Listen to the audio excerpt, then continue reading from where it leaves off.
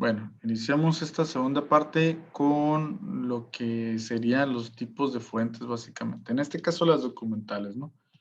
Tenemos fuentes primarias que son las que más se tienden a utilizar en todo esto de la investigación. De hecho, es lo más importante centrarnos en las primarias.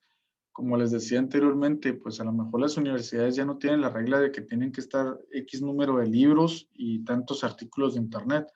Y ahora es más permisible el hecho de que pues, libros digitales, seminarios, etcétera, pero en todo momento, aunque no nos exijan un número específico de bibliografía, tenemos que ser conscientes de que primero son estas, ¿sí? Sin fuentes primarias es muy difícil que una investigación tenga fuerza, por así decirlo. Y con fuentes primarias nos referimos a libros, monografías académicas, no monografías.com, eso es otra cosa. Monografías académicas son otro tipo de investigación que se hace. Disertaciones, que son las presentaciones que se hacen de una tesis, manuales técnicos, informes técnicos, literatura gris, publicaciones periódicas, actas de congresos, programas de investigación, normas, patentes, etcétera. Todo eso son datos que están siendo constantemente revisados, que de alguna u otra manera pasan por una editorial, pasan por un revisor, pasan por un director de investigación, pasan por un supervisor, etcétera. Y de alguna u otra manera, pues tienen esa característica de ser fuentes primarias. Las secundarias son diccionarios, enciclopedias, directorios, índices, sumarios, revistas de resúmenes, catálogos de biblioteca, catálogos de colectivos, bibliografías, fuentes estadísticas, anuarios, etcétera, etcétera, etcétera. Aquí hay un dato muy curioso. Si de repente ustedes quisieran saber cuántas familias mexicanas cuentan con vivienda, ¿no? Como parte de una investigación, a lo mejor tendrían que recurrir a páginas como la INEGI, que ahí básicamente vamos a encontrar la estadística nacional de X cosa, ¿no? Por ejemplo, en este caso la casa habitación. En ese caso, se puede considerar una fuente secundaria, pero como es de un servicio nacional, está alojado como un programa de investigación, la INEGI. Entonces, en realidad, aunque sea una fuente estadística, termina siendo esa fuente estadística dentro de un programa de investigación. Entonces, la INEGI la podemos tomar como una fuente primaria. Y las fuentes híbridas o mixtas, que pues básicamente Internet, ¿no? Es la que más nos da de todo esto. La utilidad de las fuentes son para cualquier tipo de persona. Todos tenemos acceso a ellos, sepamos o no lo que está refiriéndose. El chiste ahí sería empezar a conocerlo, ¿no? Pero se supone que todos deberíamos de tener de alguna u otra manera acceso. También son para investigadores. De hecho, hay páginas exclusivas para las personas que se dediquen a la investigación. Está también los profesionales de la información, que de repente biblioteca de psicología, ¿no? Biblioteca Nacional de Arquitectura o qué sé yo. La idea es que deben de satisfacer todo tipo de demanda, adecuándose a ellas con una variedad que las hace imprescindibles como instrumentos de trabajo o recursos informativos en cualquier búsqueda o necesidad de información. Por ejemplo, yo tengo una biblioteca de psicología, que es mi carrera, y tengo un poquito más de 350 libros. Revistas tengo otro tanto, y publicaciones como artículos, pues también algunos, pero esos son más que nada los que me han interesado a mí. De lo demás, sí tengo pues de todo un poquito, de todas las ramas. Sin embargo, y si con un colega psicólogo yo le digo, oye, ¿sabes qué? Pues tengo una biblioteca digital, si te sirve, pues te la paso, ¿no? Pero yo se la estoy pasando en el sentido de que entiendo que esa persona a lo mejor está haciendo una investigación, porque en mi biblioteca no se van a encontrar libros de autoayuda, no se van a encontrar libros de esas de psicología básica ni nada por el estilo. Es más que nada ya una biblioteca especializada, de una u otra manera. Entonces, es de este tercer tipo que tenemos en pantalla. En una investigación, se inicia la fase de investigación documental o bibliográfica, buscando la información y compilándola. Ahora que ustedes ya tienen más o menos una idea de su tema, que ya están ensamblando el objetivo, que ya salieron las preguntas de investigación, que ya nos enfrentamos con un planteamiento, pues de repente hay que empezar a recabar información que me ayuden y que le dé soporte, ¿sí? ¿Qué pasaría con una casa si de repente no le metemos cimientos?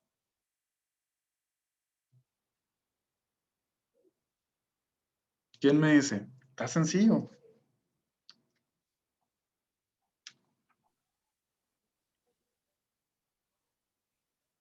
Gael, Miriam, ¿Me repite la pregunta, profe? ¿qué le pasaría a una casa si no tuviera cimientos? Pues se caería abajo, Ujú, que es lo principal para poder construir algo, los cimientos. correcto, entonces póngale que no sería tan dramáticamente así que pum, se cayó la casa, pero se estaría craqueando la losa del suelo, se Ujú. estarían craqueando paredes, habría desniveles y tarde o temprano sí estaría viniéndose solita abajo, ¿sí? Lo mismo pasa con una investigación. Si yo no le doy una cimentación fundamentada en tal vez otras personas que le den fuerza, que le den peso a mi investigación, pues cualquier otra persona me va a decir, oye, pues esa investigación ni siquiera tiene citas. Lo que estás diciendo lo estás diciendo tú, o sea, no tienes nadie que te respalde. Y así de fácil se cae la investigación. En una presentación de una tesis, lo más importante es eso, hacer citas, hacer referencias a autores que ya de alguna u otra manera han logrado desarrollar teorías, esquemas, manuales, etcétera. Bueno, servirían igualmente a lo largo de la investigación para la profundización de los progresos. Es decir, yo empiezo mi investigación y empiezo a sacar conceptos, pero luego me van saliendo otras cuestiones más específicas y cada vez más específicas. Y yo en esa bibliografía tal vez pueda encontrar eso que estoy necesitando o tal vez me den pauta para buscar otro tipo de información. Gael, ¿me ayudas con esta? En la investigación, no se puede iniciar un trabajo de investigación sin el conocimiento previo de las fuentes. El mismo lleva a la búsqueda y localización de lo que interesa. Inicialmente, conocer en qué estado se encuentra la información sobre el tema que se va a estudiar. Sí, gracias. Una recomendación que siempre me gusta hacer para programas de licenciatura donde me toca dar este tipo de materias o las de titulación o algo por el estilo, es que busquen algún tema que les guste y del cual haya mucha bibliografía para que sepan y dominen lo que es la investigación. Al final de cuentas se trata de hacer la investigación atractiva, porque pues eso es lo que implica el progreso, eso es lo que implica el desarrollo social, el desarrollo científico. Y si nosotros nos adecuamos a que hacer investigación en realidad es sencillo, pues cada vez le vamos tomando más gusto y cada vez nos vamos queriendo dedicar más a eso. Miriam, ¿me ayudas con este? En la investigación, constituyen su objetivo de estudio, pues, importantes a aquellos especialistas sobre el tema, servirán igualmente a lo largo de la investigación para la profundización de los procesos. Los progresos. Ajá. Mis fuentes, yo no es de que las vaya a usar y ya la puse aquí la cita y la desecho. Para nada. La voy almacenando. De tal manera que en ese compendio que yo voy armando, a lo mejor puedo encontrar otros datos que me van a servir más adelante. Eh, por ejemplo, si yo hago una investigación de X tema, ahora que pues todos usamos computadora, pues yo voy a abrir una carpeta y en una carpeta voy a poner, por ejemplo, libros digitales, por ejemplo, en otra voy a poner tal vez artículos, en otra voy a poner videos y todo lo descargué de tal manera que lo voy almacenando. Y en determinado momento, después de pasar por el filtro aquel que les comentaba, el que era un esquema ahí donde venía si esto sí, si no, no, lo que vimos en la primera parte, yo voy a ir viendo cuáles me van a servir y ya puedo ir eliminando algunos, ya con el tiempo que le di de lectura, ya con el tiempo que le di de revisión. De alguna u otra manera se consideran evidencias de investigación también. ¿Por qué? Porque pues son fundamentos que yo voy tomando. En una investigación se dice que pues, las fuentes documentales de carácter primario como monografías, publicaciones periódicas y literatura gris, pues son las principales, ¿no? Son las fuentes.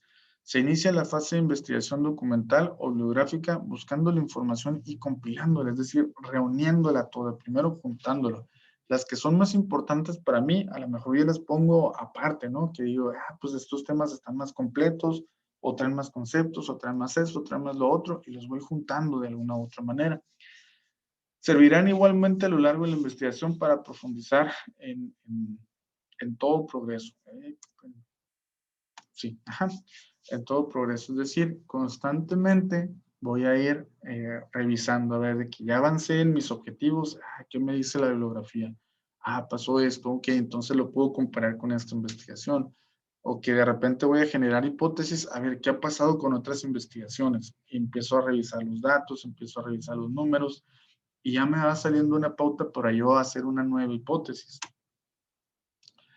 Las fuentes documentales de carácter secundario, desde una enciclopedia hasta una bibliografía o un catálogo, pueden usarse de manera manual o automatizada. Generalmente son para fundamentar palabras, para establecer conceptos, para decir de qué se trata X idea, nada más. No es que vayan a tomar mucho. A ver, perdón, se abrió la carpeta donde está el video. Okay. Estos son algunos ejemplos de bases de datos para artículos académicos. Podemos encontrar de todo tipo de información. El primero, Simago JR.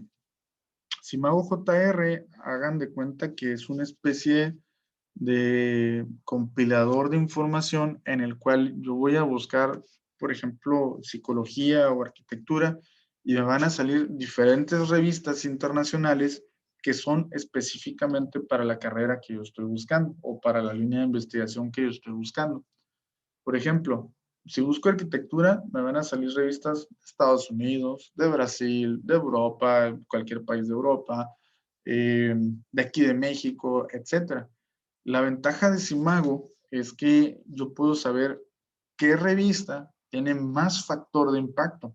El factor de impacto es algo que en investigación se considera como la panacea que todos buscan. El factor de impacto más alto es lo que implica que tal conocimiento o tal artículo publicado o alojado en esa base de datos o en esa revista tiene más relevancia científica. También está Core UK. Core también almacena de todo tipo de carreras. Ruralic, ni se diga. Cielo también. Dialnet, sobre todo estas últimas 4 son muy parecidas. Tenemos también el Google Scholar, que a veces cuando no conocemos o dominamos mucho esto de las bases de datos, pues nos saca de apuros porque de alguna u otra manera es uno de los más conocidos, por así decirlo, ¿no? Conozco Google, todo el mundo usamos Google. Y pues nada más le agregamos Scholar y ya nos salen artículos académicos. Está también la Tindex, que la Tindex, digamos que hace lo mismo que las otras, pero los servidores están alojados aquí en Latinoamérica. Y es muy importante para nosotros porque trae todo tipo de investigaciones que se hacen en esta parte del continente, ¿no?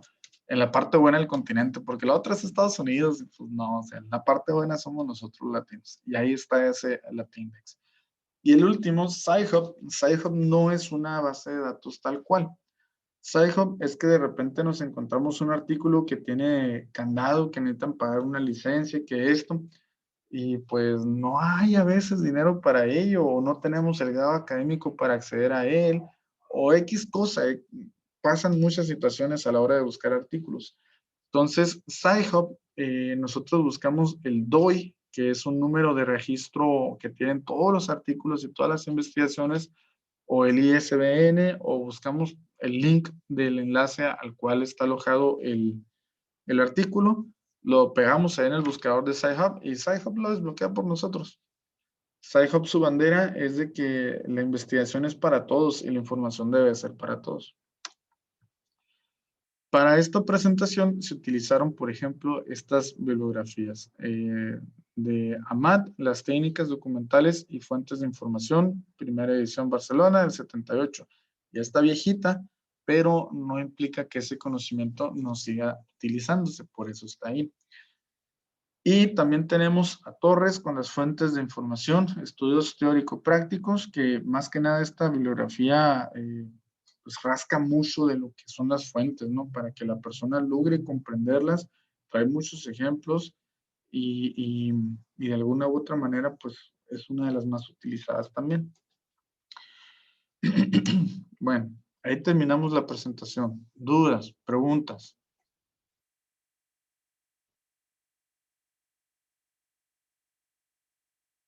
¿Ninguna? Todo bien, profe. Yo Dime. estoy contestando lo de la investigación. Ajá. Al momento de ponerle el fenómeno de estudio, tengo que poner todos los nombres de los exteriores o Ah, ok. Tú estás con lo de Diseño. la tarea del objetivo. ajá. Verás, déjala abro aquí. Bueno, de la presentación, ¿hay dudas? Diseño. ¿Preguntas? ¿No? Velo. Bueno, voy a cerrar la grabación ya, ¿eh?